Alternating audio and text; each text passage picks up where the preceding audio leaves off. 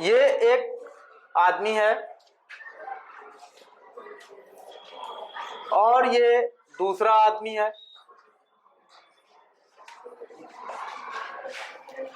और ये तीसरा आदमी है। बेचारा, बेचारा क्या मतलब, तीसरा आदमी है। ठीक है,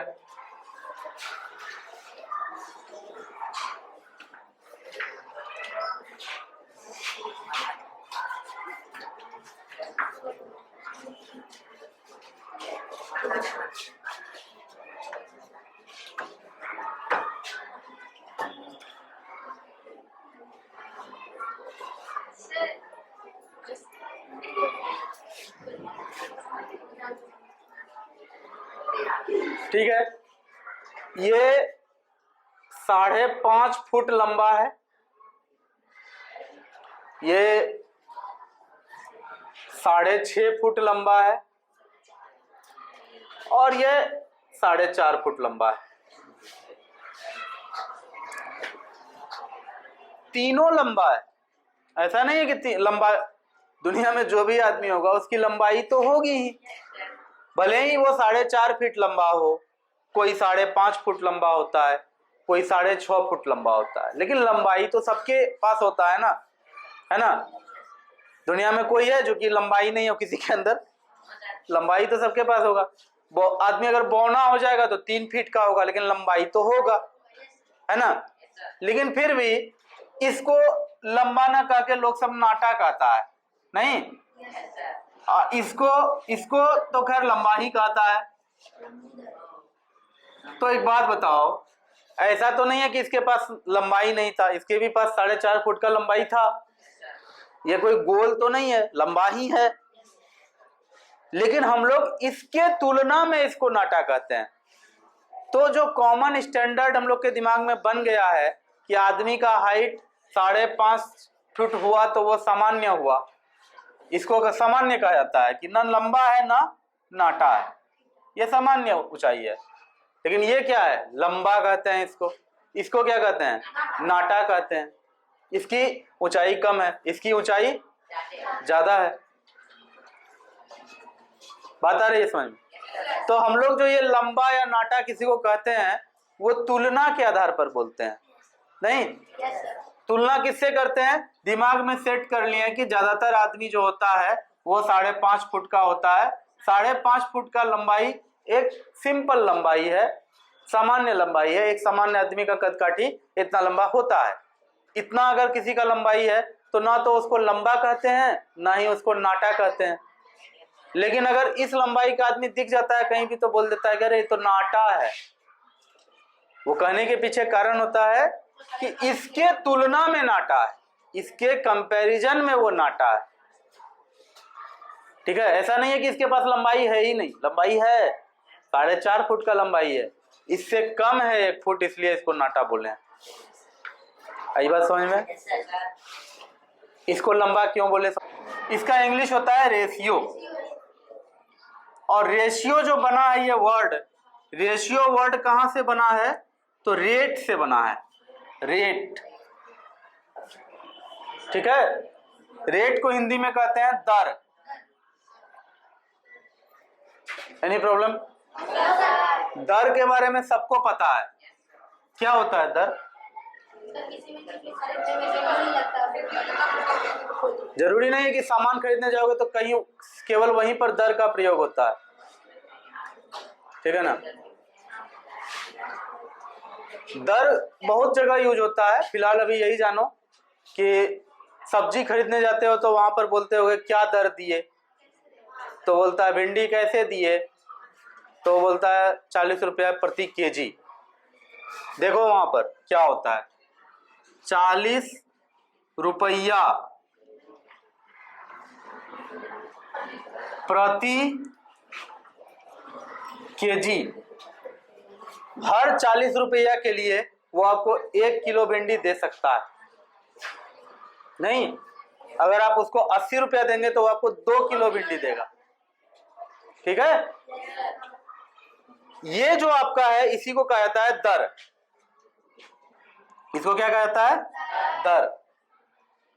मोटरसाइकिल खरीदने जाओगे तो वहां पर पूछोगे कि सर ये पेट्रोल कितना पीता है, तो वो तुमको बताएगा मोटरसाइकिल कंपनी वाला कि 120 किलोमीटर चलेगा प्रति लीटर पेट्रोल, ऐसा वो बोलेगा तुमको। कितना चलेगा वो तो जाने दो, वो ऐसा बोलेगा कि 120 किलोमीटर प्रति लीटर चलेगा। 1 लीटर पेट्रोल डालिएगा ना तो गाड़ी 120 किलोमीटर चल जाएगा। इसको भी कहा जाता है दर। कोई दिक्कत है?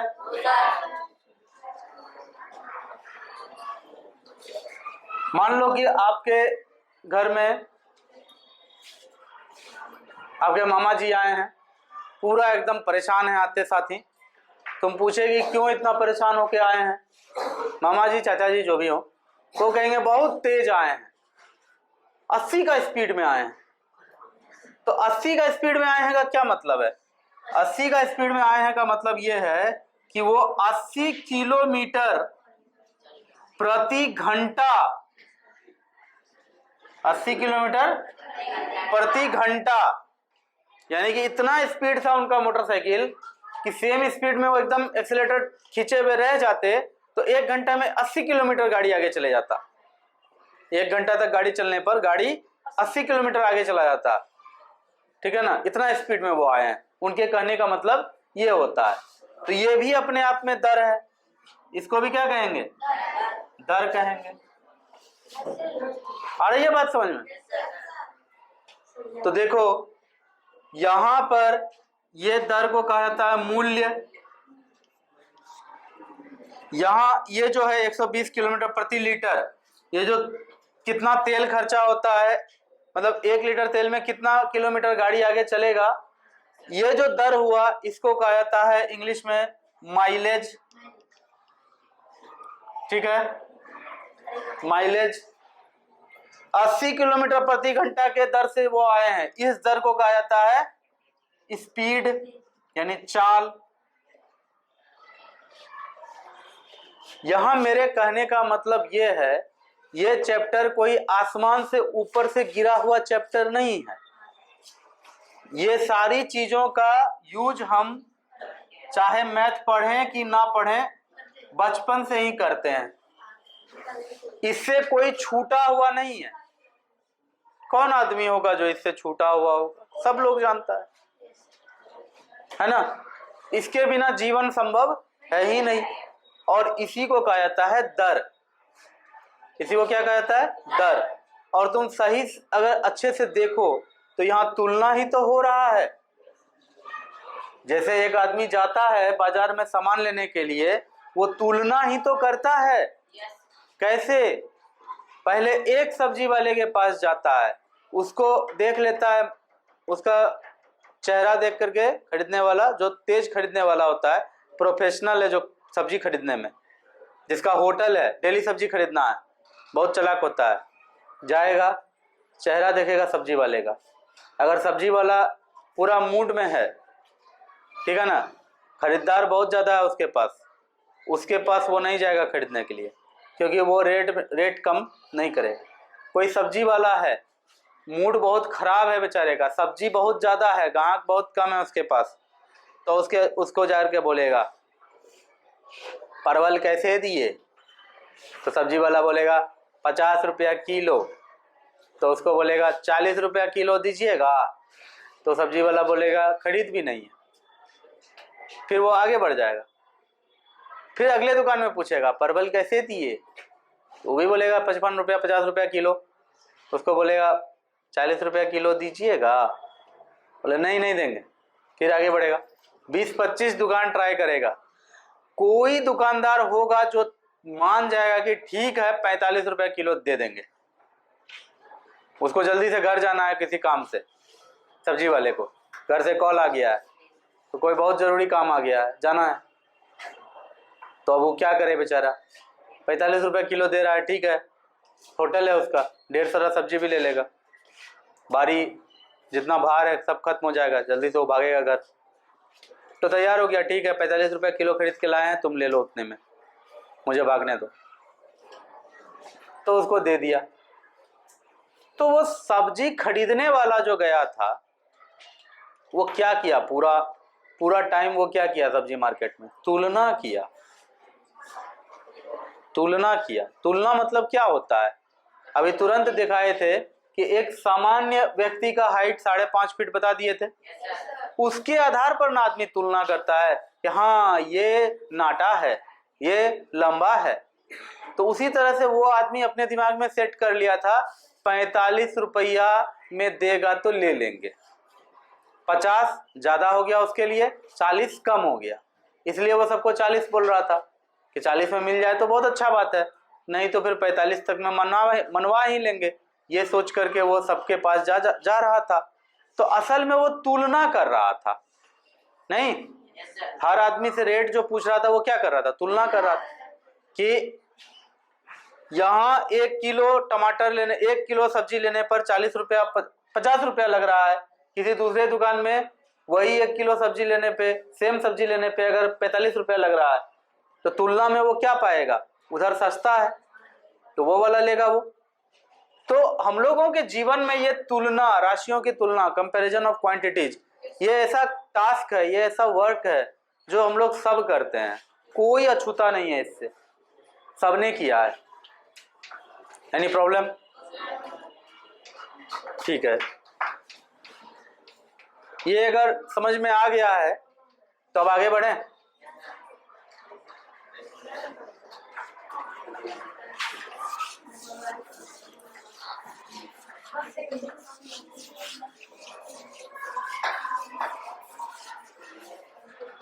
मैंने अभी जितनी भी बातें की वो दर के आधार पर किया, दर यानी रेट के आधार पर किया। रेट और रेशियो में बहुत अंतर नहीं है, दर और अनुपात में कोई बहुत ज्यादा का अंतर नहीं है। दर में क्या होता है कि दर में एक संबंध बना हुआ होता है, जैसे कि 40 रुपया प्रति किलोग्राम कोई सब्जी है तो वहां उस दोनों के बीच में एक संबंध बना हुआ है कि 40 रुपया देने पर उतना सब्जी मिल जाएगा, ठीक है ना। 1 लीटर पेट्रोल डालने पर 50 किलोमीटर गाड़ी चल जाएगा, 1 घंटा तक इसी तरह से चलाएंगे एकदम सेम स्पीड पर तो 80 किलोमीटर चले जाएंगे। तो वहां पर जो दो चीजों के बीच में तुलना होता है वो दोनों एक दूसरे से कनेक्टेड होता है जब दर निकाल रहे होते हैं। दर जो हम लोगों ने सीखा, अभी देखा, दर में क्या होता है कि जो दो राशि में तुलना होता है, दो राशियों में तुलना होता है। जैसे किसमें तुलना हुआ था, सब्जी का वजन और दूसरा चीज क्या था, रुपया। सब्जी का वजन और रुपया में तुलना हुआ था ना, उसी को ना कहे थे कि 50 रुपया प्रति केजी, इसी तुलना को ना ऐसे लिखे थे। तो दर में क्या होता है कि जिन दो चीजों के बीच में, जिन दो राशियों के बीच में तुलना होता है उनके बीच में कुछ संबंध भी होता है, ठीक है ना। अनुपात में क्या होता है कि जिन दो राशियों के बीच में तुलना होगा उनके बीच संबंध हो भी सकता है, उनके बीच संबंध नहीं भी हो सकता है, ठीक है, कोई लेना देना नहीं भी हो सकता है, यही इतना तो अंतर है और कोई अंतर नहीं है। फॉर एग्जाम्पल, यहाँ सब्जी और उसका रुपया जितना लगेगा उसमें एक संबंध है कि 50 रुपया देने पर वो सब्जी हमको मिलेगा 1 केजी। लेकिन अगर हम तुमको बोलें कि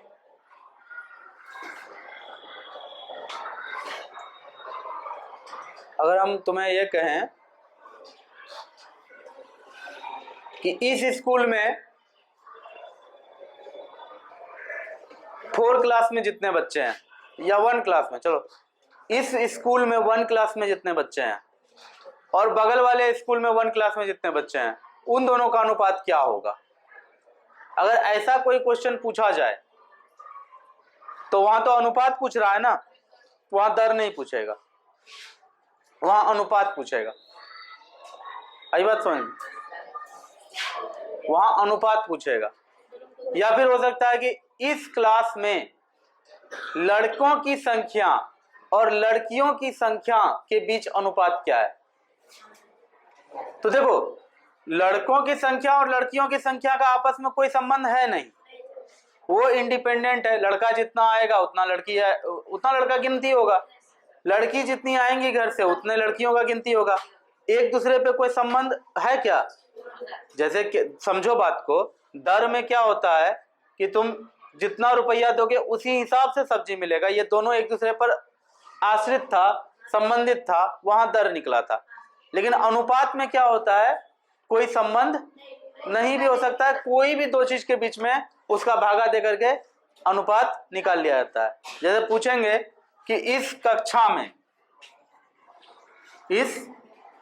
कक्षा में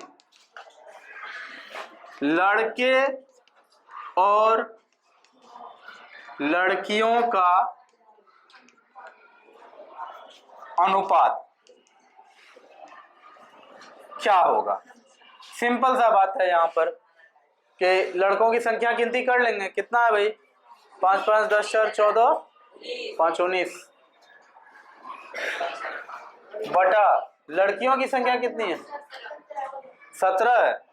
बहुत कम लोग आए आज, हो गया, यही अनुपात।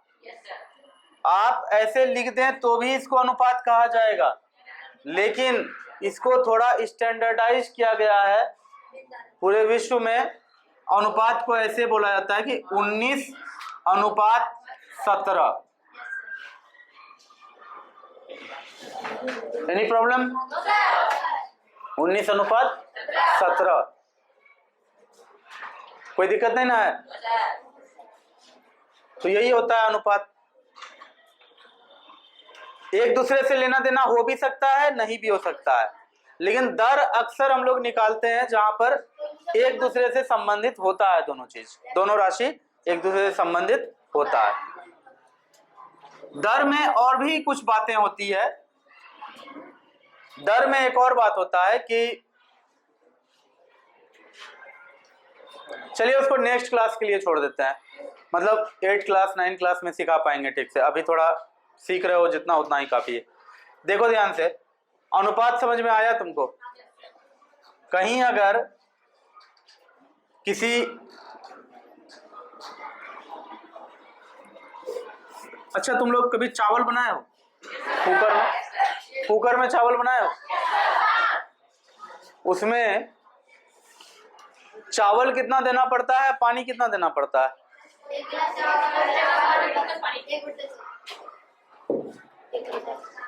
1 गिलास चावल है ना, तो 2 गिलास पानी।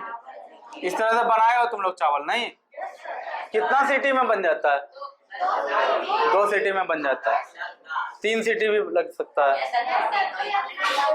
ठीक है, 2 सीटी में बनाओ, 3 सीटी में। देखो यहाँ अगर पूछेगा चावल और पानी का अनुपात क्या होता है, तो कहेंगे 1:2।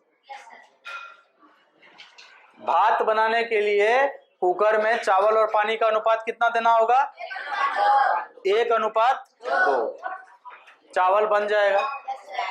थोड़ा गीला चावल बनाना है, 1:2 कर दीजिए, 3 कर दीजिए।